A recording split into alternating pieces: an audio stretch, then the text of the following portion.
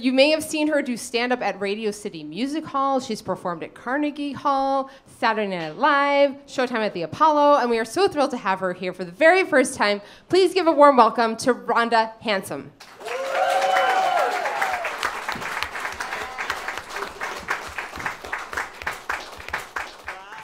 Mom dropped her token in the slot, and I scooched under the turnstile. I'd been 7, the Catholic age of reason, for almost a year. But common sense trumped my fear of purgatory for not paying my fare. Due to dire financial concerns, I prayed as I scooched under the wooden turnstile. Dear God and New York City Transit, forgive my venial sin. When your mother is a domestic, every nickel counts. Hand in hand, we walked to the train in the elevated station. She paused when a man greeted her. That's odd. We never talk to strangers. Rhonda, this is Louis Powers. Louis, this is my daughter, Rhonda. The dark man said, hello. I heard his West Indian accent and mumbled hi toward his shiny shoes. Then Mom and I, hand in hand, entered the Franklin Avenue shuttle, leaving the bow-legged, shiny shoe stranger behind. Good. Nothing to mar my rare day at work with Mom. My head was spinning with anticipation. I'd have hours to make believe I lived in a luxurious middle-class home. Roaming the household, sampling the endless treats. Oh, and the highlight of the day, Mrs. Strafasi always gave something for little Rhonda to take home. I didn't give Louis Powers another thought, and Mom never mentioned him again. Months later, I came home, a latchkey kid, and was surprised to see Mom home, dressed up, wearing a corsage, and Louis Powers standing next to her. She smiled and said, Louis and I got married today.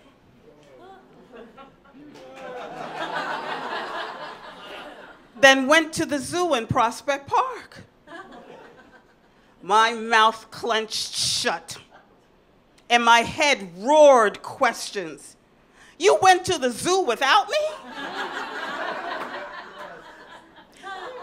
Why would 2 adults go to the zoo without the 8-year-old kid in the room?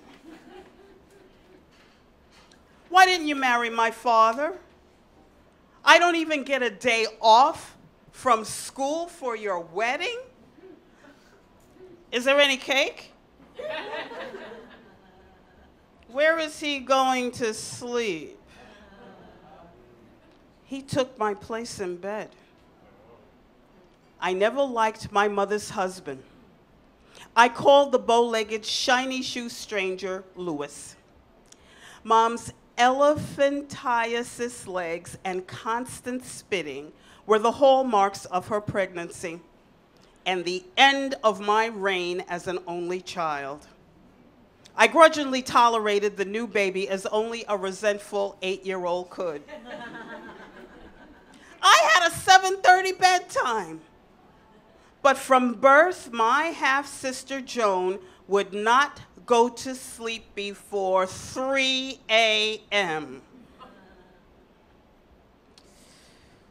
So every night, my mother walked the floor cooing and rocking the mewling insomniac spawn of Louis Powers.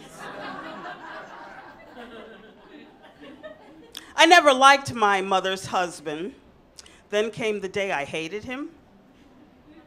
I watched Louis Powers rain blows on my mother like she was his evil opponent in a wrestling ring. I wanted to move, but I couldn't. If I got the butcher knife from the kitchen and stabbed him there and there and there, I'd surely go to hell. That's a mortal sin. So I watched her half-slip slide around and down as she struggled to defend herself. Nude, Mom struggled and scrambled to the back door of our cold water flat. I watched him chase my naked mother over the backyard fence and into our neighbor's home where I guess Louis finally stopped beating her. We didn't talk about the beating, and she didn't go to clean houses for 2 days. A week later, home from the 4th grade, a strange odor literally struck me at the door. Definitely something I'd never smelled before. Heavy, pungent, and thick. Was the smell coming from the huge pot cooking on the stove? Mom, what's that smell? She paused her stirring and looked at me for a long time. You really want to know? I nodded yes. She clanged the big spoon against the lip of the steaming pot and rested it between the burners on the stove. If I tell you, you can't tell anyone. Can you keep a secret? Of course I can keep a secret. I never told anyone, not even in the confessional, that I hated my mother's husband and I wanted to kill him. I nodded yes. I have to hear you say it. My voice creaked in the dank, smelly air bubbling from the pot. I can keep a secret. Mom picked up the spoon and said, I killed Louis Powers today. I cut him up and put him in here. Well, that explained the smell. I looked in the enormous pot. Gigantic pieces and chunks of dark, stringy meat jostled for room in the steamy cauldron. We've got to eat this. If I don't get rid of the evidence, I'll have to go to jail. Will you help me? I nodded yes, expecting any minute to hear the voice of Rod Serling. Mom filled a bowl with meat from the pot and gave me a fork. I was determined to keep Mom out of jail. He didn't taste like chicken.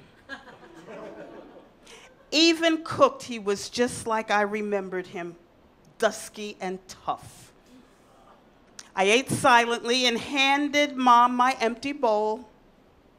Can you eat some more? I'm kind of full. I looked around the kitchen. Mom, where did you do it? Down in the basement. Do you want to see the rest of the body? I watched a lot of Perry Mason and knew that with that meal, I was already in pretty deep. What the heck? I had longed for this moment, seeing his dead body. Hand in hand, we moved to the basement door. Mom unlatched the slide bolt, turned the doorknob, and paused. You know, it's always dusty in the basement, and the smell there now is pretty bad. I don't want you to get an asthma attack from being down there. She slid the bolt back shut and returned to the pot. I was disappointed.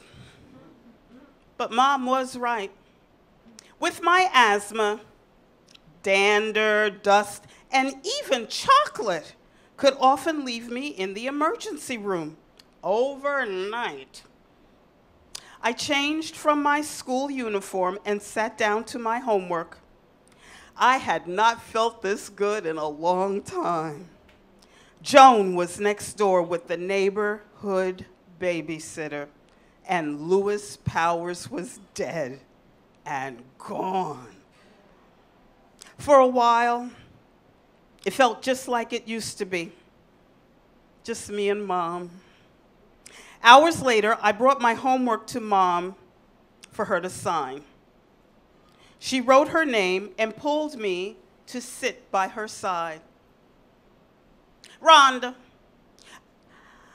I put Lewis out. I know, Ma, his body's in the basement. I mean, I didn't kill him. What did I eat? What's that awful smell? And with a big sigh, she said, this week, Mr. Strafasi went hunting and gave us what they call venison, deer meat. I didn't know what to say.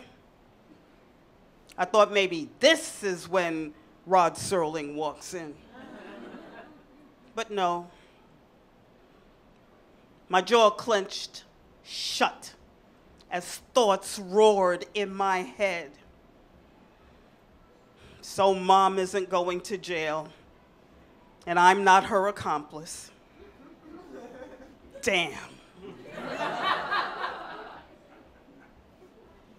Lewis Powers. I never liked my mother's husband, but I never loved him more than when he was in my bowl.